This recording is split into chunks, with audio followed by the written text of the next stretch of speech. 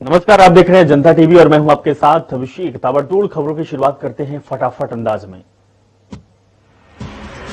उत्तर प्रदेश की योगी सरकार के 5 साल पूरे होने से पहले उपलब्धियों के आंकड़े जुटाना शुरू कर दिया है।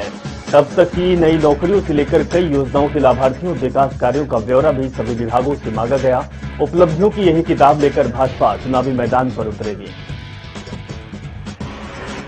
योगी सरकार के कार्यकाल के 4.5 साल इसी महीने पूरे हो रहे। वहीं विपक्षी दल बेरोजगारी को खास तौर पर मुद्दा बनाना चाहते हैं और विकास को लेकर भी सवाल खड़ा कर रहे हैं। उत्तर प्रदेश में आगामी साल में होने वाले विधानसभा चुनाव के मद्देनजर बीजेपी महिला मोर्चा की आज से 2 दिवसीय बैठक शुरुआत की है। प्रदेश पदाधिकारी और कार्य समिति बैठक का समापन उत्तर प्रदेश के मुख्यमंत्री योगी आदित्यनाथ लखनऊ में करेंगे। बैठक में प्रदेश सरकार की योजनाओं के साथ बूथ और मंडल इकाइयों से लेकर जिलों तक संगठन को मजबूती देगी। साथ ही 2022 के विधानसभा चुनाव में बीजेपी के पक्ष में माहौल बनाने के लिए जिम्मेदारी और जवाबदेही तय करेगी। मुजफ्फरनगर के जीआईसी ग्राउंड में बीते संयुक्त किसान मोर्चा ने महापंचायत की। इस महापंचायत में पंजाब, हरियाणा, राजस्थान समेत अन्य राज्यों के किसान इकट्ठा हुए। किसानों की इस महापंचायत ने न सिर्फ अपनी ताकत का प्रदर्शन किया बल्कि अपने कड़े तेवर भी दिखाए। किसानों ने इससे पहले 25 सितंबर को भारत बंद का ऐलान किया था, लेकिन कुछ कारणों से इस तारीख में फेरबदल हुआ। महापंचायत में किसान नेता राकेश टिकैत ने कहा कि अब लड़ाई सिर्फ मिशन यूपी उत्तराखंड की नहीं बल्कि पूरे देश को बचाने की है। मुख्यमंत्री योगी आदित्यनाथ वाराणसी में आयोजित एक कार्यक्रम के दौरान मुजफ्फरनगर किसान महापंचायत को लेकर विपक्षी नेताओं पर हमला बोला। सीएम योगी ने कहा कि किसान नहीं, उनके नाम पर दलाली करने वाले ही इस समय परेशान हैं। सीएम योगी ने कहा कि किसानों के लिए आजादी के बाद पहली बार सबसे ज्यादा काम हुए। साथ ही उन्होंने ये भी कहा कि मेरठ से प्रयागराज तक बनने वाली गंगा एक्सप्रेस वे परियोजना को वाराणसी तक लाने का प्रयास भी हो रहा है। अपना दल के राष्ट्रीय अध्यक्ष और केंद्रीय मंत्री अनुप्रिया पटेल आगामी विधानसभा चुनाव की तैयारियों को धार देने के लिए लखनऊ का दौरा कर रही। अनुप्रिया पटेल आज और कल पार्टी के सभी राष्ट्रीय, प्रदेश, जिलाध्यक्ष और फ्रंटल संगठनों के पदाधिकारियों के साथ अलग अलग समीक्षा बैठक करेंगी। पार्टी के प्रदेश प्रवक्ता राजेश श्रीवास्तव का कहना है कि जनपदीय संगठनों की समीक्षा बैठक के दौरान कुछ जनपदों में खामियां भी पाई गई। इन जनपदों में पटेल कुछ सख्त कदम उठा सकती हैं। समाजवादी पार्टी के राष्ट्रीय अध्यक्ष अखिलेश यादव रविवार की शाम चार्टर्ड प्लेन से सफाई हवाई पट्टी पहुंचे। अखिलेश यादव ने सपा की ओर से आयोजित कार्यक्रम में हिस्सा लिया। शिवपाल सिंह यादव जेल में बंद बाहुबली विधायक विजय मिश्रा और एमएलसी कमलेश पाठक से मुलाकात करने आगरा सेंट्रल पहुंची। वहीं सपा के कार्यकर्ताओं ने सुगबुगाहट है कि अखिलेश यादव की शिवपाल के साथ मीटिंग हो सकती है। कांग्रेस के वरिष्ठ नेता सलमान खुर्शीद ने यूपी के कांग्रेस चेहरे को लेकर बड़ा बयान दिया। सलमान खुर्शीद ने कहा कि उत्तर प्रदेश विधानसभा चुनाव में 2022 में प्रियंका गांधी ही कांग्रेस का चेहरा होगी। मुख्यमंत्री कौन होगा इसका फैसला शीर्ष नेतृत्व को करना होगा। उत्तर प्रदेश में 15 से 20 सालों में कांग्रेस का वर्चस्व गिरा है, इस तरीके का बयान सलमान खुर्शीद ने दिया है। खुर्शीद ने चुनाव में किसी भी पार्टी से गठबंधन के सिरे से खारिज कर दिया। साथ ही उन्होंने कहा कि समाज में उथल पुथल मची हुई है। उत्तर प्रदेश के पूर्व राज्यपाल अजीज कुरैशी के खिलाफ रामपुर के सिविल लाइंस थाने में देशद्रोह समेत अन्य धाराओं में एफआईआर दर्ज हुई। दरअसल पूर्व राज्यपाल शनिवार की रात सपा सांसद आजम खान के आवास पर पहुंचे थे और इस दौरान उन्होंने प्रदेश की योगी सरकार की तुलना राक्षस और शैतान से की थी। पूर्व राज्यपाल अजीज कुरैशी के बयान को आधार बनाकर बीजेपी नेता आकाश सक्सेना ने मुकदमा दर्ज कराया। रामपुर पुलिस ने बीजेपी नेता की शिकायत पर अजीज कुरैशी के खिलाफ आईपीसी धारा 153A, 153B, 124A और 505A और B के तहत एफआईआर दर्ज हुई।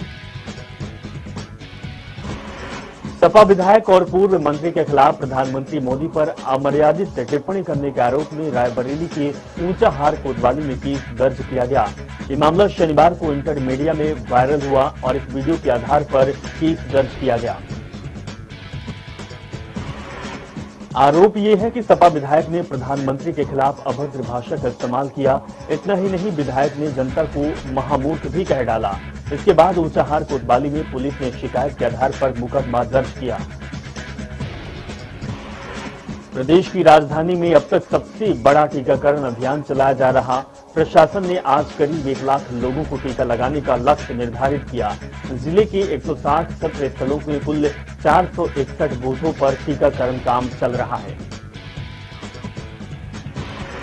टीकाकरण के लिए हर बूथ पर लगभग 250 की संख्या पर वैक्सीनेशन किया जाएगा। वहीं जिलाधिकारी ने बताया कि शासन की ओर से निर्धारित लक्ष्य 86,400 के सापेक्ष लखनऊ में लगभग 1 लाख से अधिक लाभार्थियों का टीकाकरण किए जाने का लक्ष्य रखा गया है। उत्तर प्रदेश की 29 जिलों कोरोना संक्रमण से मुक्त हो चुके हैं। इन जिलों में कोविड का एक भी सक्रिय केस नहीं पाया गया। प्रदेश में बीते 24 घंटे के दौरान कोरोना संक्रमण के 18 नए मरीज मिले, जबकि रायबरेली में एक भी मरीज की मौत नहीं हुई। प्रदेश में कोविड के 235 सक्रिय केस रह गए। इस अवधि में प्रदेश में कुल 2,34,971 टेस्ट किए गए, जिसमें 62 जिलों में संक्रमण का एक भी नया केस नहीं पाया गया। 13 जिलों में इकाई अंक में ही मरीज पाए गए। उत्तर प्रदेश में अब तक 16,86,354 लोग कोरोना संक्रमण से मुक्त होकर ठीक हो चुके हैं। कोरोना वायरस के संक्रमण से निजात पाने वाले 29 जिलों में अलीगढ़, अमेठी, अमरोहा जिले भी शामिल हैं। उत्तर प्रदेश के डिप्टी सीएम दिनेश शर्मा ने शिक्षक दिवस के मौके पर घोषणा करते हुए कहा कि प्रदेश के सभी वित्त विहीन माध्यमिक विद्यालयों के शिक्षकों का वेतन भुगतान अब उनके बैंक खाते से कराया जाएगा। प्रबंध तंत्र की ओर से उन्हें कम वेतन दिए जाने की शिकायतों को देखते हुए फैसला लिया गया है। देवरिया के रुद्रपुर तहसील में एकौना, गौरा और राप्ती नदी काफी उफान पर है। एकौना राप्ती नदी का बांध टूटने से ग्रामीणों के बीच दहशत का माहौल बना हुआ है। जलस्तर तेजी से बढ़ रहा है, जिससे बाढ़ का खतरा लगातार लोगों के बीच मंडरा रहा है। इटावा के एक दिल क्षेत्र में समूह की महिला नीलम पर राशन ब्लैक कर बेचने का आरोप लगा, जिसके बाद महिला के राशन बेचने की साजिश का एक ऑडियो भी वायरल हुआ, जिसमें महिला राशन बेचकर रुपए देने की बात कह रही, वहीं महिला पर आरोप लगा साबित हुआ है। महोबा में श्रीनगर पुलिस और एसओजी टीम ने आधा दर्जन लुटेरों को मुठभेड़ के बाद गिरफ्तार कर लिया। आरोपियों के पास से लूट की संपत्ति सहित अवैध तमंचे और कारतूस बरामद किए गए। पुलिस टीम की इस कामयाबी पर एसपी ने टीम की सराहना की है। गाजियाबाद के मोदी नगर थाना क्षेत्र में कुछ बदमाशों ने एक युवक की गोली मारकर हत्या कर फरार हो गए, जिसके बाद सूचना मिलते ही मौके पर पहुंची पुलिस ने शव को अपने कब्जे में लेते हुए पोस्टमार्टम के लिए भेज दिया और मामले की जांच में पुलिस जुट गई। प्रतापगढ़ के जेवारा क्षेत्र में 2 पक्षों में जमीनी विवाद के कारण जमकर मारपीट हुई, जिसमें कई लोग गंभीर रूप से घायल हो गए। वहीं किसी ने मारपीट का वीडियो बनाकर सोशल मीडिया पर वायरल कर दिया, जबकि वीडियो जमकर वायरल हो रहा है। राष्ट्रपति रामनाथ कोविंद 2 दिन संगम नगरी प्रयागराज के दौरे पर आ रहे। राष्ट्रपति 11 सितंबर को प्रयागराज पहुंचेंगे। इस दौरान महामहिम इलाहाबाद हाईकोर्ट के 600 करोड़ की लागत से बन रहे अधिवक्ता चैम्बर और नेशनल लॉ यूनिवर्सिटी का शिलान्यास करेंगे। आगरा के शमशाबाद और देवरी में जहरीली शराब से मौतों के बाद आबकारी विभाग अब जाग गया। पुलिस ने अवैध शराब पर संयुक्त कार्रवाई करते हुए 500 लीटर लहन और 50 लीटर कच्ची शराब बरामद की। वहीं पुलिस को आता देख शराब माफिया मौके से फरार हो गया। पुलिस पूरी जांच कर रही है। औरैया के कोतवाली अजीत मल क्षेत्र में ओवरब्रिज पर ओवरटेक करते समय ट्रॉला के पीछे मिनी बस घुस गई, जिसमें आधा दर्जन से अधिक छात्रों के घायल होने की संभावना है। वहीं सूचना मिलते ही मौके पर पहुंची पुलिस ने घायलों की इलाज के लिए अस्पताल में भर्ती करवाया गया। गोंडा में चुनावी रंजिश के चलते 5 दबंगों ने मिलकर युवक को पीट कर लहूलुहान कर दिया, जिसके बाद अस्पताल ले जाते समय रास्ते में ही युवक की मौत हो गई। वहीं सूचना मिलते ही मौके पर पहुंची पुलिस ने 5 दबंगों के खिलाफ केस दर्ज कर मामले की जांच पड़ताल में जुट गई। महामहिम रामनाथ कोविंद के साथ साथ भारत के मुख्य न्यायाधीश जस्टिस एनवी रमन्ना, प्रयागराज दौरे पर मौजूद रहेंगे। अगले दिन 12 सितंबर को कुछ और कार्यक्रम में हिस्सा लेने के बाद उसी दिन वापस लौट जाएंगे। महामहिम के आगमन से पहले शहर के कई सड़कों पर पैचिंग काम शुरू हो गया है। रायबरेली में भाजपा मंडल अध्यक्ष एक बार फिर सुर्खियों में आया। सरेनी ब्लॉक परिसर में मंडल अध्यक्ष अधिकारी को धमकाते कैमरे में एक बार फिर कैद हुआ। हाल ही में मंडल अध्यक्ष का कोतवाल को धमकाते हुए वीडियो जमकर वायरल हुआ था। फतेहपुर के औग थाना क्षेत्र के शादेपुर गांव हाईवे के पास बनी फैक्ट्री का वीडियो सोशल मीडिया पर वायरल हो रहा। वीडियो में चिमनी से निकलता हुआ धुआं दुर्गंध से लगभग आधा दर्जन गांवों के लोग प्रभावित हो रहे। पुराने टायरों को भट्टियों में जलाकर तेल और तार निकालने का काम किया जाता है। बागपत की खेकड़ा थाना पुलिस की 25,000 के नामी गो तस्कर को पकड़ लिया है। मुठभेड़ के दौरान ये पकड़ा गया। वहीं मुठभेड़ के दौरान पैर में गोली मारकर पुलिस ने गो तस्कर को गिरफ्तार कर लिया और इलाज के लिए जिला अस्पताल में भर्ती कराया। अमरोहा के रेहरा थाना क्षेत्र में एक गांव में प्रेमी जोड़े शादी करने के बाद परिवार वालों से जान का खतरा बताया, जिसका वीडियो बनाकर प्रेमी जोड़े ने सोशल मीडिया पर वायरल कर दिया और पीएम मोदी और सीएम योगी आदित्यनाथ से न्याय की गुहार लगाई। बुलंदशहर में पुलिस और स्वार टीम ने अंतरराजकीय वाहन चोर गिरोह के 4 ऐसे सदस्यों को गिरफ्तार किया जो चोरी की बाइकों को OLX पर बेचा करते थे। पुलिस ने गिरफ्तार वाहन चोरों की निशानदेही पर चोरी की 24 बाइक, 2 तमंचे, स्पीकर, लेमिनेशन मशीन और आधार कार्ड बरामद किया है। फर्रुखाबाद के शमशाबाद थाना क्षेत्र की तिलसरा चौकी के पास चोरों ने घर को अपना निशाना बनाया और घर में रखे लाखों की चोरी कर फरार हो गए। वहीं परिजनों के सुबह उठने पर उन्हें इस घटना की जानकारी दी गई। प्रतापगढ़ की लालगंज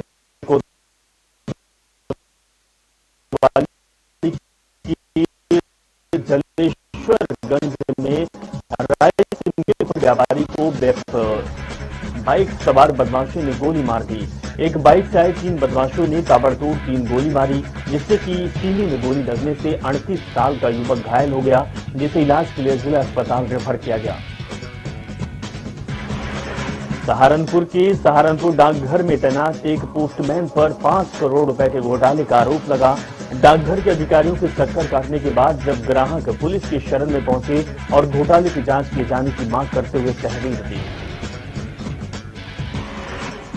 आगरा के मेहताब बाग में 6 से 7 फुट लंबा अजगर निकलने से हड़कंप मच गया। ड्यूटी के दौरान मेहताब बाग में गार्ड विजेंद्र सिंह के पेड़ पर अजगर दिखा, जिसके बाद गार्ड ने वाइल्ड लाइफ की टीम को सूचना दी और मौके पर पहुंची पुलिस ने कड़ी मशक्कत के बाद अजगर को काबू में पाया। रायबरेली में स्वतंत्रता सेनानी सरोजनी अवस्थी का आज निधन हो गया। 95 साल की उम्र में आराध्य अस्पताल में उन्होंने अंतिम सांसें ली, जिसके बाद राजकीय सम्मान के साथ तिरंगे में लपेटकर उन्हें अंतिम विदाई दी गई। हमीरपुर के राठ क्षेत्र में पुलिस ने अवैध गुटखा बनाने वाले फैक्ट्री का भंडाफोड़ किया, जिसमें 5 गुटखा बनाने की अवैध मशीन सहित बड़ी मात्रा में अधबना गुटखा बरामद किया गया। साथ ही पुलिस ने 2 वर्करों को भी गिरफ्तार किया है। हरदोई के बदलते मौसम में संक्रमण बीमारियों से निपटने के लिए स्वास्थ्य विभाग की ओर से एक खाका तैयार किया गया, जिसमें सीएमओ डॉक्टर ने बताया कि डेंगू वार्ड बना दिए गए, जिनमें मच्छरदानी युक्त बेड है और दवाओं की किट आदि तैयार की गई है। अमरोहा के हसनपुर क्षेत्र में चोरों ने बीएसएफ जवान सहित सरकारी टीचर के घर पर ताला तोड़ा और दोनों घरों से लगभग 6 लाख के माल पर हाथ साफ कर फरार हो गए। वहीं चोरी की पूरी वारदात लगे सीसीटीवी कैमरे में कैद हो गई। बदायूं के जरीफ नगर थाना क्षेत्र में गौशाला में सो रही युवक की गोली मारकर हत्या कर दी गई, जिसके बाद सूचना मिलते ही मौके पर पहुंची पुलिस ने शव को कब्जे में लेकर पोस्टमार्टम के लिए भेज दिया और मामले की जांच पड़ताल में जुट गई। हरदोई के शाहबाज क्षेत्र में वाहन चेकिंग के दौरान एक बाइक पर 5 लोगों को सवार देखकर पुलिसकर्मी हैरान रह गए। वहीं वाहन चालक को रोका गया तो उनके पास न तो मास्क मिला और न ही हेलमेट, जिसके बाद पुलिस ने युवक का चालान काटा। कुशीनगर के फाजिल नगर बाजार में अज्ञात कारणों से दुकान में आग लग गई, जिससे दुकान में रखी 2 बाइक भी जलकर खाक हो गई। जिसके बाद सूचना मिलते ही मौके पर पहुंची फायर ब्रिगेड की टीम ने आग पर बड़ी समय के बाद काबू पाया। गाजियाबाद के कबीरनगर थाना क्षेत्र में विष्णु ग्रीन फार्म हाउस में भयंकर आग लग गई, जिसके बाद सूचना मिलते ही मौके पर पहुंची आला अधिकारी और दमकल कर्मियों ने आग पर काबू पाया गया। प्रतापगढ़ के लालगंज कोतवाली क्षेत्र में पुलिस और बदमाशों के बीच मुठभेड़ में 3 बदमाशों के पैर में गोली लग गई, जिसके बाद तीनों बदमाशों को इलाज के लिए नजदीकी अस्पताल में भर्ती किया गया, जहां उनका इलाज चल रहा है। लखनऊ के हुसैनगंज थाना क्षेत्र में बस में भीषण आग लग गई, जिससे बस जलकर खाक हो गई। जिसके बाद स्थानीय लोगों की सूचना पर मौके पर पहुंची पुलिस और फायर ब्रिगेड की टीम ने आग पर काबू पाया। लखनऊ के सिविल अस्पताल में मृतक अशोक के परिजनों ने जमकर हंगामा काटा। परिवार वालों का आरोप है कि पुलिस कोई कार्रवाई नहीं कर रही, जिसके बाद मौके पर पहुंची पुलिस ने परिजनों को समझाने का प्रयास करते हुए हंगामे को शांत किया। लखनऊ के आशियाना थाना क्षेत्र में बाइक सवार 3 बदमाशों ने युवक के साथ लूट की घटना को अंजाम देकर फरार हो गए। लूट में बदमाशों ने 4 अंगूठी, 1 ब्रेसलेट और चेन सहित 2.5 लाख के आभूषण की लूट की थी। लखीमपुर खीरी थाना क्षेत्र में भाजपा नेता के भतीजे सहित 2 लोगों की सड़क हादसे में मौत हो गई। वहीं गाड़ी में सवार 4 लोग गंभीर रूप से घायल हो गए, जिसके बाद सूचना मिलते ही मौके पर पहुंची पुलिस ने अपनी गाड़ी से घायलों को इलाज के लिए अस्पताल में भर्ती कराया गया। महोबा के कोतवाली क्षेत्र में एक किसान का शव संदिग्ध परिस्थितियों में फांसी के फंदे में लटका हुआ मिला, जिससे आसपास के इलाके में हड़कंप मच गया। वहीं सूचना मिलते ही मौके पर पहुंची पुलिस ने शव को कब्जे में लेकर पोस्टमार्टम के लिए भेज दिया और मामले की जांच पड़ताल में जुट गई। फतेहपुर के हुसैनगंज थाना क्षेत्र के आवारा मवेशियों ने किसानों की खड़ी फसलों को भारी नुकसान पहुंचाया, जिसका वीडियो बनाकर किसानों ने सोशल मीडिया पर वायरल कर दिया और सरकार से मदद की गुहार लगाई। बरेली में ई रिक्शा चालकों से वसूली करने वाले बदमाश को पुलिस ने गिरफ्तार कर लिया। दबंगई के बल पर ई रिक्शा चालकों से लंबे समय से वसूली करता था और चालकों से मारपीट भी किया करता था, जिसके बाद चालकों की शिकायत पर पुलिस ने दबंग युवक को हिरासत में लिया है। उन्नाव के असोहा थाना क्षेत्र में रोड के किनारे जिंदा नवजात बच्ची पड़ी मिली, जिसके बाद स्थानीय लोगों ने पुलिस को सूचना दी। मौके पर पहुंची पुलिस ने बच्चे को अस्पताल पहुंचाकर मामले की जांच पड़ताल में जुट गई। केदारनाथ धाम की चोटियों पर इस सीजन की पहली बर्फबारी हुई। बर्फबारी के बाद केदारनाथ धाम की चोटियां चांदी की तरह चमकने लगी। साथ ही धाम में अब धूप खिलने लग गई है, जिसके बाद मंदिर की भव्यता भी और अधिक बढ़ गई। उत्तरकाशी में कल संयुक्त कर्मचारी महासंघ कुमायूं गढ़वा अपनी 13 सूत्री मांगों को लेकर जिला कार्यालय में 11 बजे से 1 बजे तक बहिष्कार और वृक्षारोपण किया। उप जिलाधिकारी महोदय उत्तरकाशी के माध्यम से मुख्यमंत्री को ज्ञापन दिया गया। हल्द्वानी के मुखानी थाना क्षेत्र में तैनात एक पुलिसकर्मी ने बच्ची के साथ छेड़छाड़ की घटना को अंजाम दिया, जिसके बाद बच्चे के परिजनों ने पुलिसकर्मी को रंगे हाथ पकड़ लिया और जमकर पिटाई कर दी। पिटाई का वीडियो सोशल मीडिया पर तेजी से वायरल हो रहा। वहीं बच्चे के परिजनों की शिकायत पर पुलिस ने केस दर्ज किया है। मसूरी देहरादून मुख्य मार्ग पर चूना खाला के पास खाई में एक युवक का शव मिलने से हड़कंप मच गया, जिसके बाद सूचना मिलते ही मौके पर पहुंची पुलिस ने शव को गहरी खाई से निकालकर अस्पताल में पोस्टमार्टम के लिए भेज दिया और मामले की जांच पड़ताल में जुट गई। श्रीनगर में मुख्यमंत्री पुष्कर सिंह धामी के स्वागत में जन आशीर्वाद रैली का आयोजन किया गया। चुनावी अभियान की शुरुआत करते हुए मुख्यमंत्री ने पौड़ी जिले के लिए घोषणाओं की झड़ी लगा दी। वहीं आज बीजेपी की जन आशीर्वाद यात्रा अल्मोड़ा में निकाली जा रही है। कांग्रेस की परिवर्तन यात्रा रविवार को पहले जसपुर और फिर काशीपुर पहुंची थी। यात्रा के दौरान कांग्रेसियों ने भाजपा पर जमकर निशाना साधा। महंगाई, कृषि कानून, बेरोजगारी और किसानों की दुर्दशा का हवाला देते हुए भाजपा सरकार को फेल बताते हुए कांग्रेस को जिताने की अपील की गई। पूर्व मुख्यमंत्री हरीश रावत ने काशीपुर को कांग्रेस का मायका बताते हुए भावात्मक रिश्ता जोड़ने का प्रयास किया। कांग्रेस की परिवर्तन यात्रा 3 घंटे देरी से जीबी पंत इंटर कॉलेज पहुंची। लोगों ने ढोल नगाड़ों से यात्रा का स्वागत किया। वहीं आज कांग्रेस की परिवर्तन रैली रुद्रपुर में होने वाली है और यहीं उनका समापन होगा। कांग्रेस की परिवर्तन यात्रा के दौरान कांग्रेस के ही दो गुटों के कार्यकर्ताओं ने आपस में भिड़ गए। आपको बता दें कि दोनों ही गुटों के कार्यकर्ताओं के बीच जमकर धक्का मुक्की हुई, जिसके बाद प्रदेश अध्यक्ष गणेश कोडियाल बीच बचाव के लिए उतरे और मामले को शांत कराया। कांग्रेस की परिवर्तन यात्रा रामनगर विधानसभा में एंट्री करते ही रामनगर के दापका पुल के पास कांग्रेस के प्रदेश कार्यकारी अध्यक्ष रणजीत सिंह रावत की यात्रा का स्वागत किया। उसके बाद परिवर्तन यात्रा रणजीत रावत के समर्थकों के साथ रामनगर की तरफ बढ़ी। सपा के राष्ट्रीय महासचिव राजेंद्र चौधरी हल्द्वानी दौरे पर रहेंगे। बता दें कि रविवार को रामपुर रोड स्थित एक रिजॉर्ट में पत्रकार वार्ता में चौधरी ने कहा कि सपा के उम्मीदवारों का चयन पार्टी मुखिया अखिलेश यादव करेंगे। राजेंद्र चौधरी ने कहा कि 30 साल बाद उत्तराखंड में जनता की उम्मीदें पूरी नहीं हुई। भाजपा हो या कांग्रेस, दोनों ही दलों ने सरकारों ने जनता के लिए कुछ भी नहीं किया। उन्होंने कहा कि मौजूदा भाजपा सरकार के कार्यकाल में युवा, किसान, समाज और हर एक वर्ग परेशान है। आम लोगों और व्यापारियों की मांग पर उत्तराखंड के टनकपुर सीमा में भारत नेपाल के बीच शर्तों के साथ आवाजाही बहाल कर दी गई, लेकिन अभी तक स्वास्थ्य विभाग सीमा पर कोरोना जांच के लिए तैनात नहीं हुआ। इस वजह से आवाजाही सुचारू नहीं हो पाई। कोरोना संक्रमण की स्थिति काफी हद तक नियंत्रित होने के बाद अब भारत नेपाल के बीच धीरे धीरे आवाजाही की अनुमति मिलने लगी। बनबसा सीमा के रास्ते पहले ही आवाजाही खोल दी गई। अब व्यापारियों की मांग पर प्रशासन और एसएसबी ने टनकपुर सीमा से भी सशर्त आवाजाही की अनुमति दे दी है। अब खबरें विस्तार से देखते हैं। किसानों की राजधानी कहे जाने वाले मुजफ्फरनगर में किसानों ने बीते दिन महापंचायत की। किसानों ने इस महापंचायत से सरकार को अपनी ताकत और तेवर दोनों दिखाया।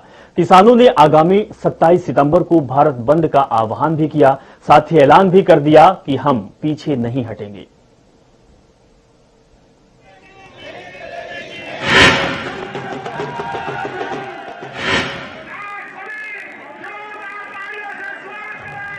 मुजफ्फरनगर में किसानों की महापंचायत के ये तेवर उत्तर प्रदेश सरकार के लिए किसी खतरे से कम नहीं है, क्योंकि कृषि कानूनों के खिलाफ जारी किसानों की लड़ाई अब उत्तर प्रदेश में करवट ले रही है। और इस बार ऐलान है आर पार की जंग का, ऐलान है भारत बंद का। किसानों की महापंचायत में हिस्सा लेने के लिए देश के हर राज्य से किसानों का प्रतिनिधित्व करने वाला जत्था मुजफ्फरनगर पहुंचा। पंजाब, हरियाणा, राजस्थान के साथ देश के तमाम हिस्सों से भी किसान इस महापंचायत में शामिल हुए थे। मुजफ्फरनगर के जियासी मैदान में बुलाई गई इस महापंचायत में किसानों का हुजूम देखने को मिल रहा था। किसान कह रहे हैं कि सरकार अब कुछ भी कर ले, लेकिन हम रुकेंगे नहीं। संयुक्त किसान मोर्चा ने दावा किया है कि इस महापंचायत में 300 से ज्यादा किसान संगठन शामिल हुए थे। किसानों की एक ही आवाज है कि जब तक कृषि कानून वापस नहीं होंगे, किसानों की घर वापसी नहीं होगी। किसान नेता राकेश टिकैत घोषणा कर चुके हैं कि जब तक कानून वापस नहीं होगा, तब तक घर वापसी भी नहीं होगी। किसानों की महापंचायत में सुबह से ही किसानों का सैलाब देखने को मिल रहा था। किसान किसी भी शर्त पर पीछे हटने को तैयार नहीं है और एक बार फिर किसानों ने भारत बंद की घोषणा की है। किसान आगामी 27 सितंबर को भारत बंद का आह्वान करेंगे। इस भारत बंद से किसान एक बार फिर अपना दमखम दिखाएंगे। किसानों की इस महापंचायत को कई राजनीतिक पार्टियों ने अपना समर्थन दिया। यही वजह है कि महापंचायत पर बीजेपी की भी नजर थी, क्योंकि पिछले चुनाव में पश्चिमी यूपी वो इलाका रहा था जिसने बीजेपी की जीत में बड़ी भूमिका निभाई थी। किसान केंद्र सरकार के नए तीनों कानूनों के खिलाफ पिछले साल 26 नवंबर से दिल्ली के सीमाओं पर डटे हुए हैं। किसान और सरकार के बीच 11 बार बातचीत हो चुकी है, लेकिन कोई सहमति नहीं बनी। किसान चाहते हैं कि सरकार तीनों कानूनों को रद्द करे और एमएसपी पर गारंटी का कानून लेकर आए, लेकिन सरकार का कहना है कि वो कानूनों को वापस नहीं ले सकते। अगर किसान चाहते हैं तो उनके हिसाब से इसमें संशोधन किए जा सकते हैं। ऐसे में सरकार और किसानों की लड़ाई देश में राजनीति की धुरी बन गई है। और किसान ये जानते हैं कि दिल्ली की गद्दी पर बैठने का रास्ता उत्तर प्रदेश से ही जाता है। इसीलिए किसान अब उत्तर प्रदेश के मिशन पर हैं। किसान उत्तर प्रदेश में बीजेपी के खिलाफ माहौल बनाना चालू कर दिए हैं और अपना दमखम दिखाकर यूपी में बड़ा उलटफेर करना चाहते हैं। यही वजह है कि किसानों की राजधानी कहे जाने वाले मुजफ्फरनगर में किसान सरकार को अपनी ताकत और तेवर दिखा रहे हैं और कह रहे हैं कि जब तक किसान के कानून वापस नहीं होंगे हम नहीं रुकेंगे। जनता टीवी न्यूज डेस्क से विशाल त्रिपाठी की रिपोर्ट।